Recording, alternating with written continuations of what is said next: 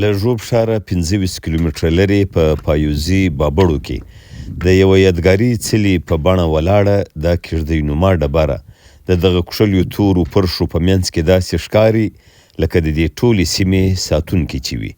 غرختونکي او سیلانی کتب خان افاکي مو نن د دې سیمې په سایل بیایي. دا د خیمې ډبرې په نامه یا د کیږدۍ ډبرې په نامه مشهوره ده.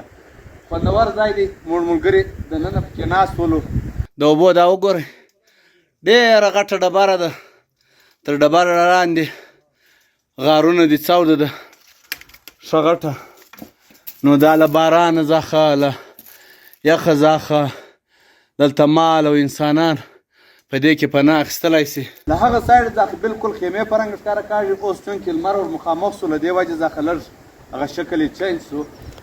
دا تور خړ کاڼي تشې پرشې نه دي بلکې ځمکې میلیونونه کاله پخوا له خپل تاوده ټټره دا غمې د ژوب د پایوزو بابړو د دې سیمې د سینګارولو لپاره شیندلي دي. سیلانی او غرختونکي افاکي وایي له غرنیزه ښایستونو سره دا سیمه په بیلابیلو ځنګلي ونو بوټو او وښو پوښلې ده. دلته په دې غره کې زیتون مطلب شوون سته، اوږګی سته، شروون سته، نور د دنیا چې کوم بوټي دي پکښې دا ګډ بوټي په دې غره کې شاوخوا موجوده دي. د دې خلکو د دې بابړو یا د دې پایوزي بابړو د خلکو کمال دا دی که چیرې د غره له هغې خوا بابړ دي که له هغې خوا دي که په دې غره کې دننه دي په الګټ کې د دغو کمال دا دی چې دغو د خپل ځنګل چې کوم دی د شونه یا نور په ځنګل کې چې کومه درخته ده دغه یې تر اوسه بشپړه ساتلې ده. پر دې باندې پرګوړ کړی دی.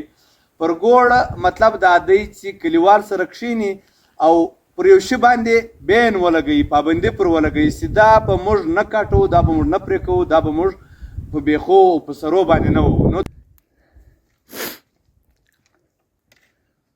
کتب خان افاکي پر دې غرو رغونو نه یوازې پل وهي بلکې د هر ګام لا اخیستو سره د خپل وطن د یوې بلې سیمې ښایستونه راسپړي او هره منظره یې نه یوازې د خپل ذهن په تاخچو کې خوندي کوي بلکې موږ یې هم لیدو ته هڅوي.